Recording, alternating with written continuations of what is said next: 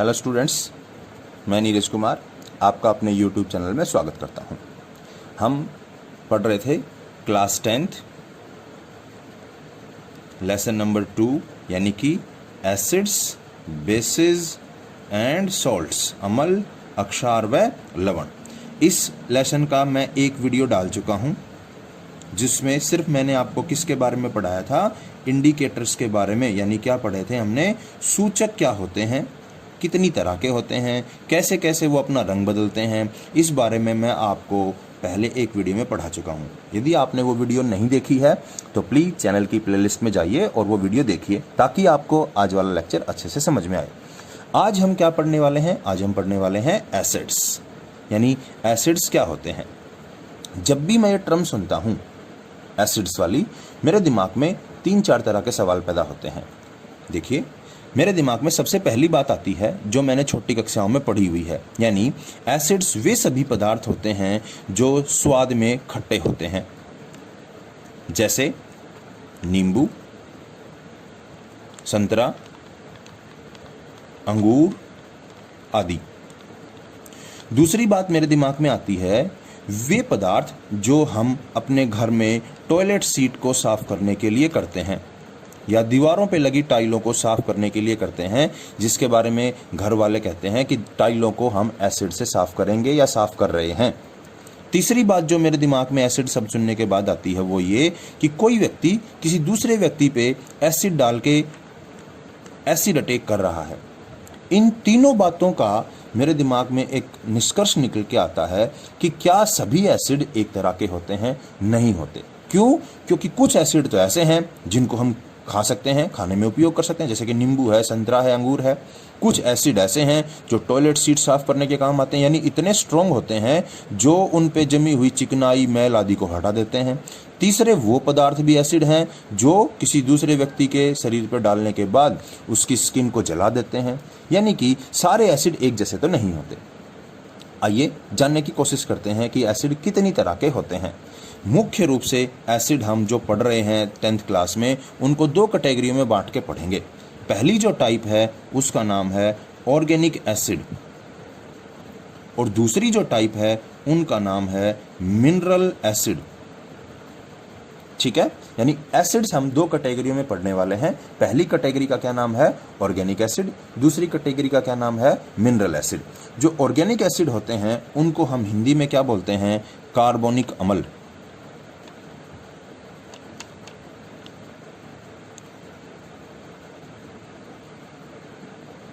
क्या कहेंगे उनको, कार्बोनिक अम्ल। और जो मिनरल एसिड हैं उनको हम अकार्बनिक अम्ल भी कह सकते हैं। कार्बनिक अम्ल और अकार्बनिक अम्ल, या आप इनको इनऑर्गेनिक अम्ल भी कह सकते हो। इनऑर्गेनिक अम्ल या एसिड भी कह सकते हो आप। तो हमारे एसिड जो है वो 2 कैटेगरी में पढ़ने हैं, ऑर्गेनिक एसिड और इनऑर्गेनिक एसिड, कार्बनिक अम्ल और अकार्बनिक अम्ल। आइए इस बारे में पता करते हैं। कार्बनिक अम्ल किनको कहते हैं। जब भी आप कार्बनिक शब्द सुनो, आपके दिमाग में एक ही बात आनी चाहिए कि वे सभी पदार्थ जो आपको किससे मिले, प्लांट से यानी पौधों से, या एनिमल से यानी जंतुओं से, वे सभी पदार्थ क्या होते हैं, कार्बनिक होते हैं। यानी वे एसिड, वे अम्ल जो हमें पौधों से या जीवों से मिलें, उनको हम क्या कहते हैं, कार्बनिक अम्ल कहते हैं। यानी जो पहला सवाल मेरे दिमाग में आया था, नींबू, संतरा, अंगूर, ये कैसे अम्ल हैं, ये कार्बनिक अम्ल हैं। यानी कि हमें किससे मिलते हैं, या तो प्लांट से मिल रहे हैं या किससे मिल रहे हैं, एनिमल से मिलने वाले हैं। तो आपको ये समझ लेना है कि ऑर्गेनिक अम्ल क्या है, वे अम्ल जो हमें प्लांट या एनिमल से मिले। एग्जाम्पल हम इसके बारे में अभी पढ़ेंगे। दूसरा है मिनरल एसिड क्या है, यानी अकार्बनिक अम्ल क्या है। वे सभी अम्ल जो हम खनिज लवणों को मिलाकर बनाएं, यानी खनिजों से जो बनाएं हम, उन अम्लों को क्या कहते हैं, मिनरल्स कहते हैं। खनिज कहाँ मिलते हैं, धरती में यानी मिट्टी में। तो इस परिभाषा को और अच्छा बना लेते हैं, वे सभी अम्ल जो धरती से निकले हुए खनिजों से बनाए जाएं, उनको क्या कहते हैं, मिनरल एसिड्स कहते हैं। ठीक है, आइए दोनों के एग्जाम्पल पढ़ने की याद करने की कोशिश करते हैं। मिनरल एसिड के एग्जाम्पल याद करते हैं, उसके बाद हम ऑर्गेनिक एसिड्स के एग्जाम्पलों पे बात करेंगे। मिनरल एसिड के बहुत कम ही एग्जाम्पल अपनी बुक में हैं जो आपको याद करने, वैसे तो बहुत सारे होते हैं पर आपको हमारी किताब के हिसाब से 4 एग्जाम्पल याद कर लेना। जो ज़्यादा यूज में आने वाले हैं। पहला है HCl, जिसका नाम है हाइड्रोक्लोरिक एसिड, हाइड्रोक्लोरिक अम्ल, ये एक मिनरल एसिड है। दूसरा हमारा नाम है H2SO4, जिसको आप क्या कहते हो, सल्फ्यूरिक अम्ल। तीसरा हमारे पास है नाइट्रिक अम्ल यानी कि HNO3। अब आप देखिए इसमें इसको मिनरल एसिड क्यों कहा गया, क्योंकि इसमें दो आयन्स हैं, H पॉजिटिव और Cl नेगेटिव। ये क्लोरीन जो आयन है ये खनिज है जो हमें धरती से मिला, सल्फेट आयन जो है ये खनिज है, नाइट्रेट आयन है ये खनिज है। ये कहाँ से मिले हैं, हमें धरती से मिले हैं, और इनसे हमने क्या बनाया है, एसिड बनाया है। तो इस तरह के एसिड्स को जो मिनरल से बने क्या कहेंगे, मिनरल एसिड कहेंगे। एक और एग्जाम्पल भी हमारी बुक में है H2CO3, कार्बोनिक अम्ल। ठीक है, आइए अब ऑर्गेनिक एसिड्स के बारे में याद करने की कोशिश करते हैं कि इनके एग्जाम्पल पता करते हैं। आइए, हमारा पहला एग्जाम्पल है नींबू। नींबू एक पदार्थ है जिसमें कौन सा अम्ल उपस्थित है, जिसमें कौन सा अम्ल उपस्थित है, सिट्रिक अम्ल उपस्थित है। दूसरा हमारे पास है संतरा। संतरे में कौन सा अम्ल होता है, सिट्रिक। इन दोनों को आपने कैसे याद रखना है, आप एक टर्म याद करेंगे LOC। क्या याद करेंगे, LOC। L का मतलब है लेमन, O का मतलब है ऑरेंज, C का मतलब है सिट्रिक अम्ल। तो आपको LOC जो बॉर्डर है हमारा वो याद रखना है, LOC, L lemon, O orange, C citric अम्ल। तो आपको ये याद हो जाएगा कि लेमन में, ऑरेंज में कौन सा अम्ल है, सिट्रिक अम्ल है। तीसरी बात आपको याद रखनी है, सेब में कौन सा अम्ल होता है। आप ऐसे याद रखेंगे कि सेब जो है, सेब सभी फलों का मालिक है। क्या है, सभी फलों का मालिक। तो मालिक में कौन सा अम्ल उपस्थित है, मैलिक। याद हो जाएगा, सेब जो है सब फलों का क्या है, मालिक है, और मालिक में कौन सा अम्ल उपस्थित है, मैलिक। तीसरी बात देखिए, दही में कौन सा अम्ल उपस्थित है। दही किससे बनती है, पहले तो ये याद करो, दही बनती है मिल्क से। किससे बनेगी, मिल्क से। तो आपको बस यही दो आखिरी शब्द पकड़ लेने हैं, मिल्क, मिल्क के आखिरी है ले और कै, यानी इसी से आप पूरा नाम बना दो क्या, लैक्टिक अम्ल। क्या बना दोगे, लैक्टिक अम्ल। तो आपको ये पता लग जाएगा दही में कौन सा अम्ल है, लैक्टिक अम्ल। कैसे याद रखना है, दही किससे बनी, मिल्क से। मिल्क के आखिरी दो अक्षर पकड़ लेना, उनसे आप बना लेना, क्या बना लोगे, लैक्टिक अम्ल। आइए अगला याद करते हैं, सिरका में कौन सा अम्ल है। तो इसके लिए आपको याद रखना है, सिरका में कौन सा अम्ल है, एसिटिक अम्ल। कौन सा अम्ल है, एसिटिक अम्ल। इसको दो तरीके से याद कर सकते हैं। पहला तरीका क्या है, आजकल आप लोगों ने, अभी तो लॉकडाउन चला हुआ है, लॉकडाउन से पहले एक देश में कानून आया था CAA, जिसका काफी विरोध भी हुआ था। तो CAA टर्म याद कर लेना आप। CAA का क्या मतलब है, C का मतलब है सिरका। C का क्या मतलब है, C मतलब सिरका। A का मतलब है एसिटिक, अगली A का मतलब है अम्ल या एसिड। CAA सिरका में एसिटिक अम्ल होता है, यानी ये वाली बात आप याद कर लेंगे। अगला देखिए, पांचवा एग्जाम्पल। अब आपको याद रखना है, एक बड़ी सारी टर्म है जिसको आप ऐसे याद रख लोगे, महाभारतो, MAHABHARTO।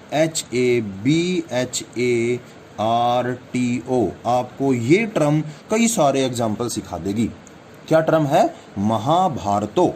महाभारत आपने नाम सुना होगा ना, सीरियल भी आ रहा है आजकल टीवी पे, महाभारत। तो आप पहले, सबसे पहले दो आखिरी के शब्द उठा लो यहां से, महाभारतों से। क्या है, TO उठा लिया हमने। T का मतलब है टोमेटो यानी टमाटर, और O का मतलब है ऑक्जेलिक अम्ल। तो टमाटर में कौन सा अम्ल है, आप बता दोगे कौन सा है, ऑक्जेलिक अम्ल। ठीक है, इसको आप ऐसे भी याद रख सकते थे, टोमेटो, ओ से खत्म होता है और ऑक्जेलिक एसिड O से शुरू होता है। तो टमाटर में कौन सा अम्ल है, जैसे टमाटर का नाम आए आप सोचोगे टोमेटो, और O जो है इसका आखिरी अक्षर है और इसमें उपस्थित अम्ल का पहला अक्षर है। तो यानी O से आप क्या बना लोगे, ऑक्जेलिक अम्ल। तो आपको पता लग गया टमाटर में कौन सा अम्ल होगा, ऑक्जेलिक अम्ल होगा। आइए बाकी चीजों के बारे में पता करते हैं। यहाँ पे जो MA है, MA इसका मतलब क्या है, मीथेनोइक अम्ल। मीथेनोइक अम्ल। क्या मतलब है? मीथेनोइक अम्ल, जिसको इस फार्मूले से याद भी करते हैं, HCOOH, मीथेनोइक अम्ल। मीथेनोइक अम्ल अब किस किस में होता है वो देखिए, H में होता है। H का मतलब है हनी बी, हनी बी बोलते हैं मधुमक्खी को, यानी मधुमक्खी में कौन सा अम्ल होता है? मीथेनोइक अम्ल। ए होती है आंट, आंट होती है चींटी, यानी चींटी के डंक में या मधुमक्खी के डंक में कौन सा अम्ल है? मीथेनोइक, यानी मधुमक्खी के डंक में कौन सा था? मीथेनोइक। चींटी के डंक में कौन सा है? मीथेनोइक।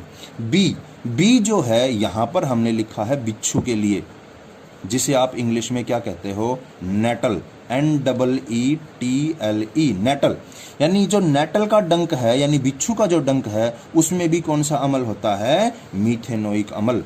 लास्ट में आपको HAR दिए हुए हैं, इनको आपने कोई मतलब नहीं निकालना है, इनको ऐसे ही छोड़ देना है। तो आपको यहां से कितने एग्जाम्पल याद हो गए? 4 एग्जाम्पल पता लग गए कि किस में कौन सा अम्ल होता है। एक बार रिपीट करें, MAHABHARTO, आपका सबसे पहले काम था TO से, टोमेटो में ऑक्जेलिक एसिड। MA से आपने बना लेना है मीथेनोइक अम्ल, इस H का मतलब है हनी बी, इस A का मतलब है आंट, और इस B से आपने बिच्छू यानी कि नेटल डंक बना लिया। आपको इन तीनों का पता लग गया कि इन तीनों में कौन कौन से एसिड हैं?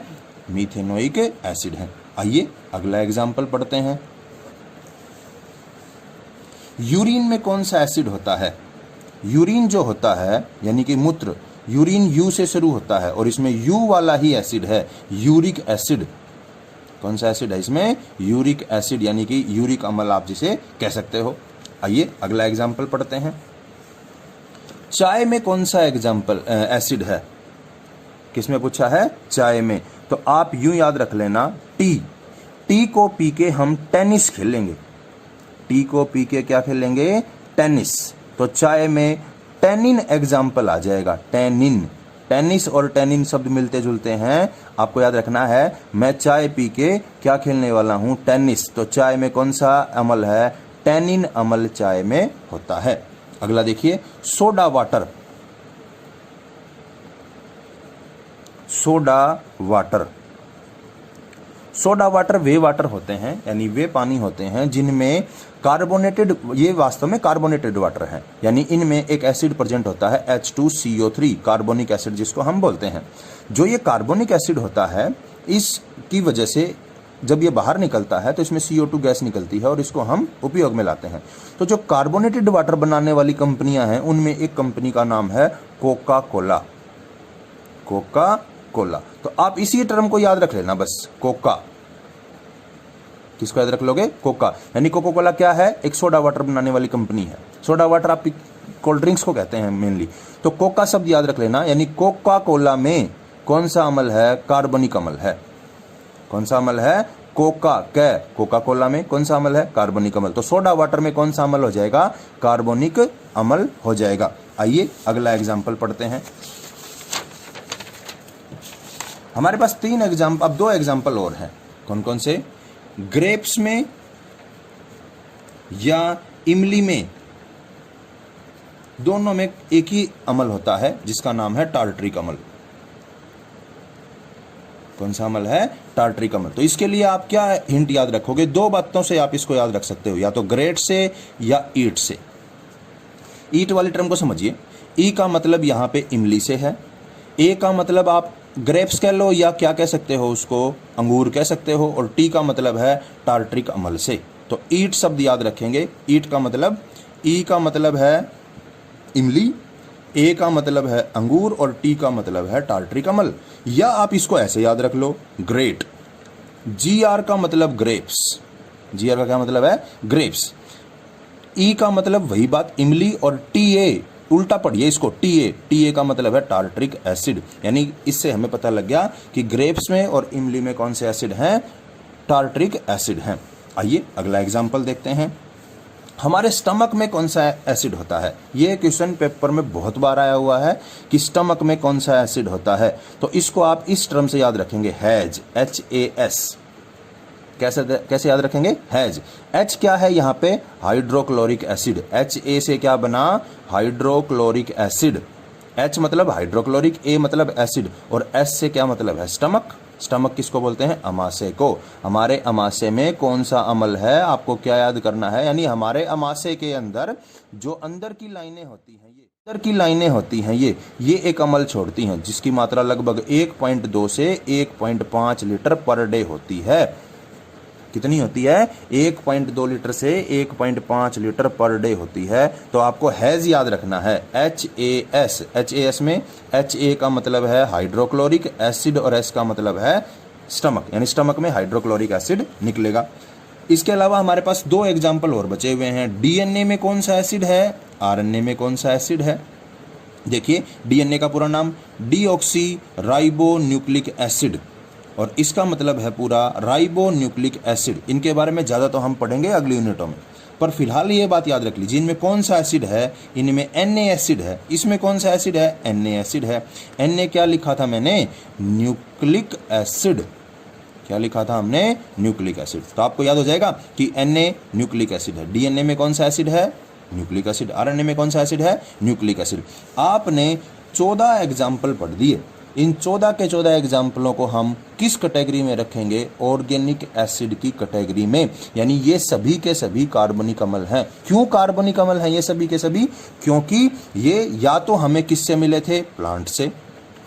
किससे मिले थे? प्लांट से। या ये हमें किससे मिले थे? एनिमल से। इनमें आपने एक एग्जाम्पल पढ़ा है सोडा वाटर का। सोडा वाटर वाला एग्जाम्पल इस कैटेगरी में नहीं आता है, वो क्या है? मिनरल एसिड की कैटेगरी में आएगा। बाकी जितने एग्जाम्पल आपने पढ़े हैं वो सभी एग्जाम्पल क्या किस कैटेगरी में आपने पढ़ लेने हैं? ऑर्गेनिक एसिड की कैटेगरी में पढ़ लेने हैं। आइए और आगे पढ़ते हैं। आप 2 एसिड्स के बारे में बहुत डिटेल में पढ़ चुके हो, उनके बहुत सारे एग्जाम्पल आप पढ़ चुके हो। ऑर्गेनिक एसिड क्या होते हैं, जिनको कार्बनिक अम्ल कहते हैं, और मिनरल एसिड यानी कि अकार्बनिक अम्ल, इनके बारे में आप पढ़ चुके हो। आइए कुछ और एसिड्स की टाइप पढ़ते हैं, यानी कुछ एसिड्स के बारे में और अच्छा सा जानते हैं। टाइप्स तो नहीं, कुछ और अच्छे से जानते हैं। पहली चीज है स्ट्रॉन्ग एसिड क्या है, और दूसरा क्या है? वीक एसिड क्या है। स्ट्रॉन्ग एसिड को हम हिंदी में कहते हैं प्रबल अम्ल, और वीक एसिड क्या होते हैं? दुर्बल अम्ल। और इनके कुछ एग्जाम्पल जानने की कोशिश करते हैं। पहले एग्जाम्पलों पे देखिए एक बार। स्ट्रॉन्ग एसिड के एग्जाम्पल वे हैं जो मिनरल एसिड के एग्जाम्पल थे। ध्यान से देखिए, H2SO4, HNO3 और HCl, यही 3 एग्जाम्पल यहाँ पे हैं, पर एक एग्जाम्पल अलग से भी लिखा हुआ है H2CO3, यानी ये एक ऐसा एग्जाम्पल है जो मिनरल एसिड है पर वीक एसिड है, स्ट्रॉन्ग नहीं है। तो आपको ये पूछा जाए क्या सभी मिनरल एसिड स्ट्रॉन्ग एसिड होते हैं? हाँ होते हैं, पर इसको छोड़ के। किसको छोड़ के? H2CO3 कार्बोनिक एसिड को।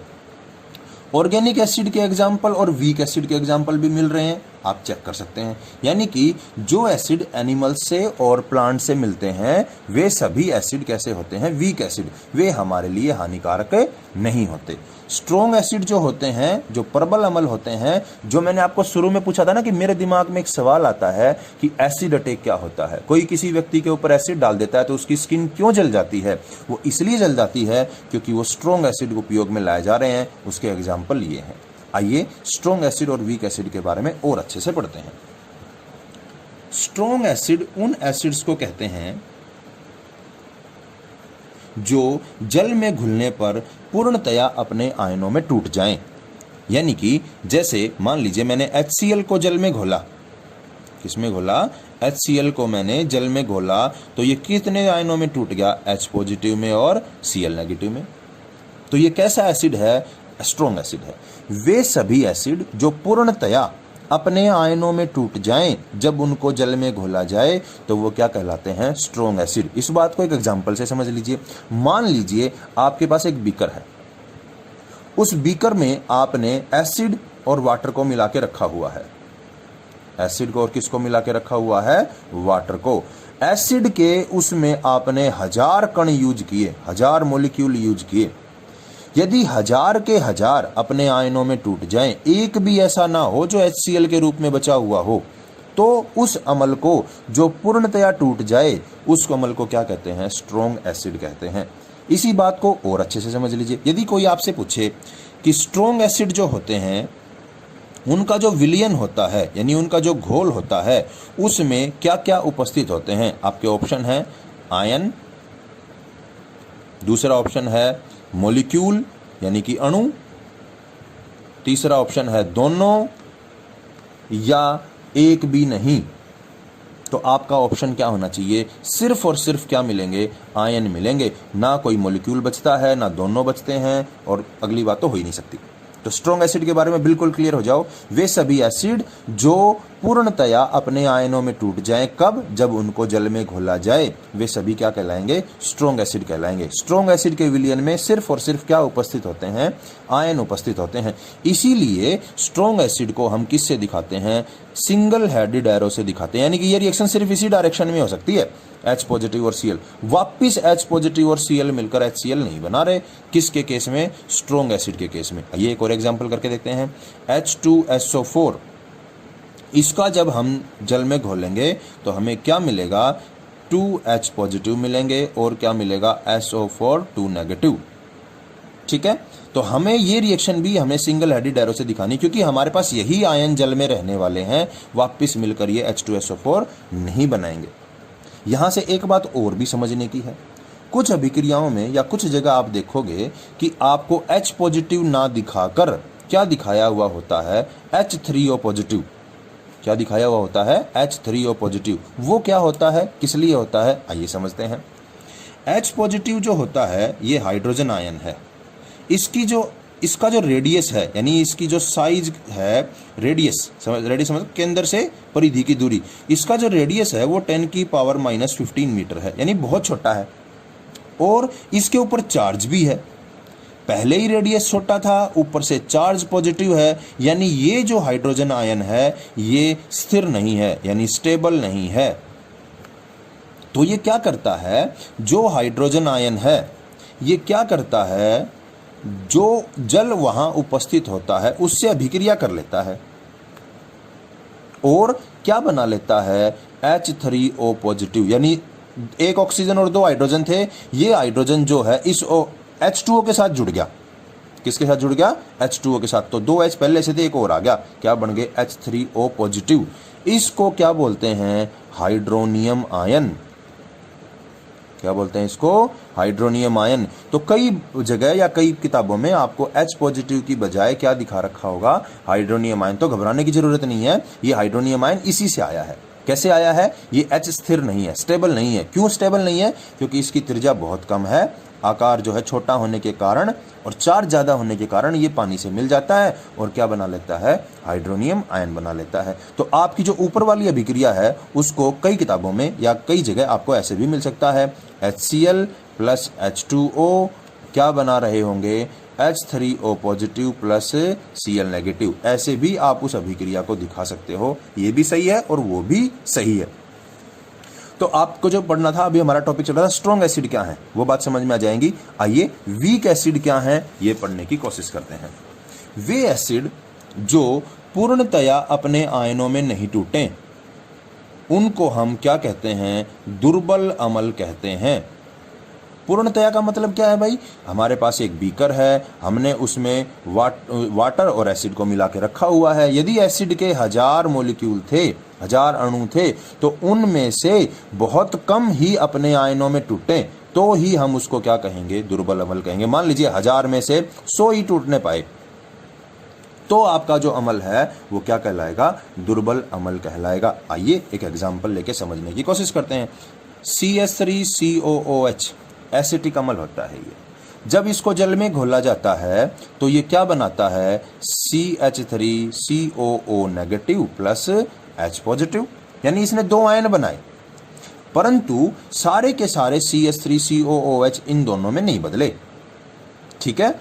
इसमें अभिक्रिया जो है साथ में उल्टी भी होती रहती है, यानी कि ये दोनों आयन मिलकर वापिस से CH3COOH बना रहे होते हैं। यानी ये एक रिवर्सिबल अभिक्रिया भी है, उत्क्रमणीय परिवर्तन हो रहा है।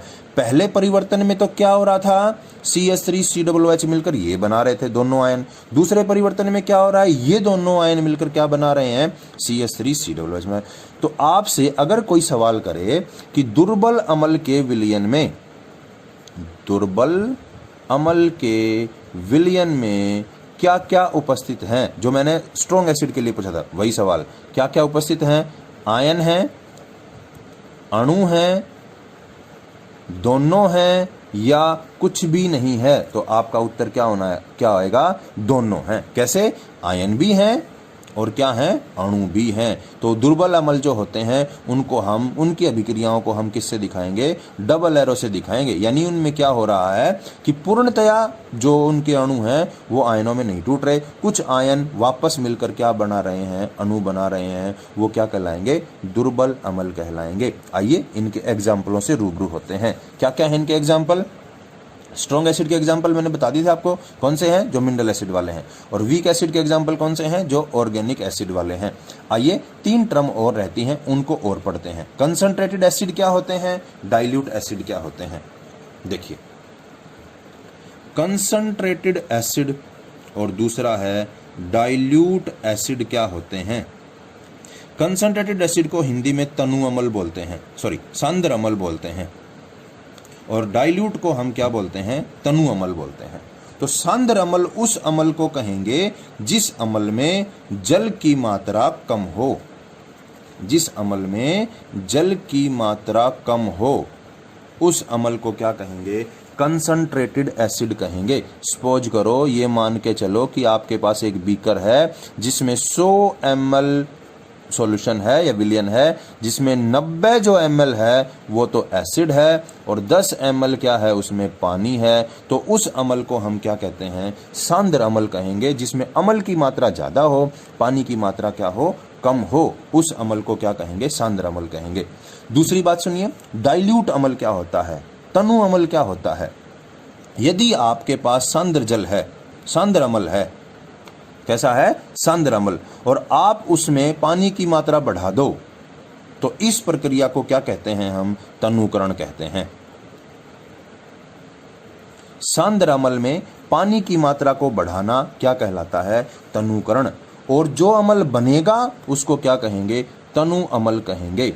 यानी जिस विलयन में अम्ल की मात्रा कम हो, पानी की मात्रा ज़्यादा हो, वो अम्ल क्या कहलाएगा, तनु अम्ल कहलाएगा। आप मान के चलो कि आपके पास एक विलयन है जिसमें 10 ml क्या है, अम्ल है, 90 ml क्या है, उसमें पानी है। तो उस विलयन को या उस घोल को मैं क्या कहूँगा, तनु अम्ल कहूँगा। जिसमें अम्ल की मात्रा तो बहुत कम है, पानी की मात्रा बहुत ज़्यादा है, वो क्या कहलाएगा, तनु अम्ल। तनुकरण क्या होता है और कैसे करते हैं, आइए समझने की कोशिश करते हैं। तनुकरण का सीधा सा मतलब है कि विलयन में पानी की मात्रा बढ़ाना। तो सोचिए एक एग्जाम्पल के द्वारा, आपके पास एक टेस्ट ट्यूब है ए जिसमें अम्ल उपस्थित है, आपके पास दूसरी टेस्ट ट्यूब है बी जिसमें पानी उपस्थित है, और मुझे क्या कराना है, तनुकरण।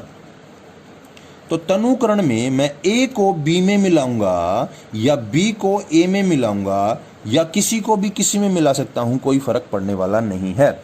आइए इस सवाल का जवाब ढूंढते हैं। यदि मैं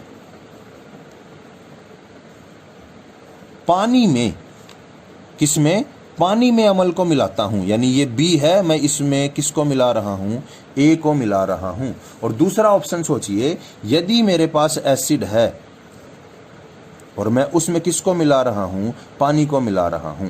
तो जो ये वाली अभिक्रिया है, ये वाली अभिक्रिया जिसमें आप अम्ल को किस में मिला रहे हो, पानी में मिला रहे हो, इस अभिक्रिया के दौरान जैसे ही आप अम्ल में पानी को डालोगे, अम्ल में पानी को डालोगे, इस दौरान बहुत ज़्यादा उष्मा बाहर निकलेगी।